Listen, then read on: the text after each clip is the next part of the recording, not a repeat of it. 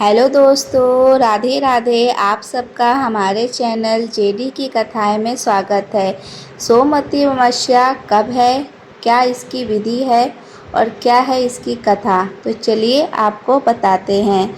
हिंदू धर्म में सोमवती अमावस्या का विशेष महत्व है।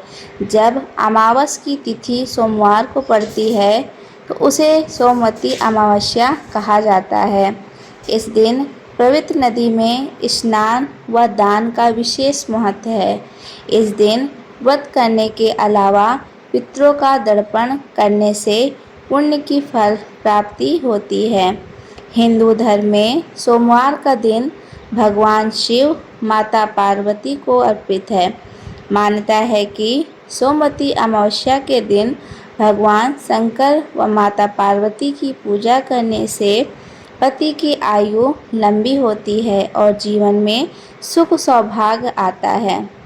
मई में इस साल 2025 में सोमवती अमावस्या 26 मई 2025 को दोपहर 12:11 पर प्रारंभ होगी, अतः 27 मई 2025 में सुबह 8:31 पर अमावस्या तिथि समापन होगा।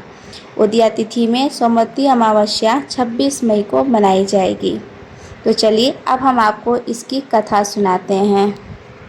एक गरीब ब्राह्मण परिवार था।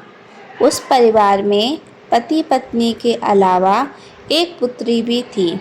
वह पुत्री धीरे धीरे बड़ी होने लगी। उस पुत्री में समय और बढ़ती उम्र के साथ सभी स्त्रियोचित गुणों का विकास हो रहा था। वह लड़की सुंदर, संस्कारवान एवं गुणवान थी, किंतु गरीब होने के कारण उसका विवाह नहीं हो पा रहा था। एक दिन उस ब्राह्मण के घर में एक साधु महाराज पधारे। वह उस कन्या के सेवा भाव से काफ़ी प्रसन्न हुए। कन्या को लंबी आयु का आशीर्वाद देते हुए साधु ने कहा कि इस कन्या के हथेली में विवाह योग रेखा नहीं है। तब ब्राह्मण दंपति ने साधु से उपाय पूछा कि कन्या ऐसा क्या करे कि उसके हाथ में विवाह का योग बन जाए। साधु ने कुछ देर विचार करने के बाद अपनी अंतर्दृष्टि से ध्यान करके बताया कि कुछ दूरी एक गांव में सोना नामक की धोबिन जाति की एक महिला अपने बेटे और बहू के साथ रहती है, जो बहुत ही आचार विचार और संस्कार संपन्न तथा पतिपरायण है। यदि यह कन्या उसकी सेवा करे और वह महिला इसकी शादी में अपने मांग का सिंदूर लगा दे, उसके बाद उस कन्या का विवाह हो तो इस कन्या का वैधव योग मिट सकता है। साधु ने यह भी बताया कि वह महिला कहीं आती जाती नहीं है। यह बात सुनकर ब्राह्मणी ने अपनी बेटी को धोबिन की सेवा करने की बात कही। अगला दिन कन्या प्रातःकाल ही उठकर सोना धोबिन के घर जाकर साफ सफाई और अन्न सारे करके अपने घर वापस चली आई। एक दिन सोना धोबिन अपनी बहू से पूछती है कि तुम तो सुबह ही उठकर सारे काम कर लेती हो और पता भी नहीं चलता।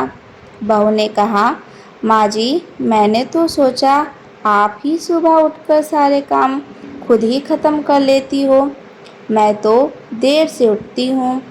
इस पर दोनों सास बहू निगरानी करने लगी और कौन जो सुबह ही घर का इनका सारा काम कर देता है। कई दिनों के बाद धोबिन ने देखा कि एक कन्या मुंह अंधेरे घर में आती है और सारे काम करने के बाद चली जाती है। जब वह जाने लगी तो सोना धोबिन उसके पैरों पर गिर पड़ी। पूछने लगी कि आप कौन हैं और इस तरह छुपकर मेरे घर की चक्री क्यों करती हैं। तब कन्या ने साधु द्वारा कही गई सारी बातें बताई। सोना धोबिन पतिपरायण थी, उसमें तेज था। वह तैयार हो गई। सोना धोबिन के पति थोड़ा अस्वस्थ थे। उसने अपनी बहू से अपने लौट आने तक घर पर ही रहने को कहा। सोना धोबिन ने जैसे ही अपने मांग का सिंदूर उस कन्या की मांग में लगाया तो उसका पति मर गया। उसे इस बात का पता चल गया। वह घर से निर्जल ही चली थी, यह सोचकर कि रास्ते में कहीं पीपल का पेड़ मिलेगा तो उसे भावरी देकर उसकी परिक्रमा करके ही जल ग्रहण करेगी। उस दिन सोमवती अमावस्या थी। ब्राह्मण के घर मिले हुए पकवान की जगह उसने ईंट के टुकड़ों से 108 बार भावरी देकर 108 बार पीपल के पेड़ की परिक्रमा की और उसके बाद जल ग्रहण किया। ऐसा करते ही उसके पति के मुर्दा शरीर में वापस जान आ गई। धोबिन का पति वापस जीवित हो उठा। इसलिए सोमवती अमावस्या के दिन शुरू करके जो व्यक्ति हर अमावस्या के दिन भावरी देता है या परिक्रमा करता है, उसके सुख और सौभाग्य में वृद्धि होती है। पीपल के पेड़ में सभी देवी देवताओं का वास होता है, अतः जो व्यक्ति हर अमावस्या को ना कर सके वह सोमवार को पड़ने वाली अमावस्या के दिन 108 वस्तुओं की भावरी देकर सोना, धोबिन और गौरी गणेश का पूजन करता है, उसे अखंड सौभाग्य की प्राप्ति होती है। ऐसी प्रचलित परंपरा है कि पहले सोमवती अमावस्या के दिन धान, पान, हल्दी, सिंदूर और सुपारी की भावरी दी जाती है।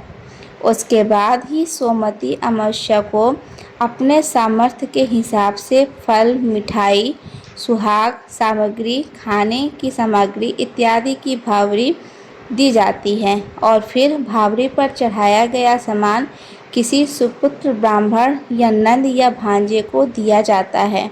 तो ये थी कथा जो हमने आपको सुनाई सोमवती अमावस्या। जैसे धोबिन का सुहाग मिल गया फिर से, वैसे ही हम स्त्रियों का ऐसे ही सुहाग बना रहे।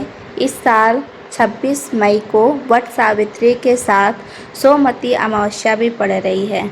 तो हर बार की अमावस्या आप नहीं कर पाते हैं तो जब भी सोमवार की अमावस्या पड़ती है तभी आपको 108 बार फेरी किसी भी चीज़ की आप दे सकते हैं।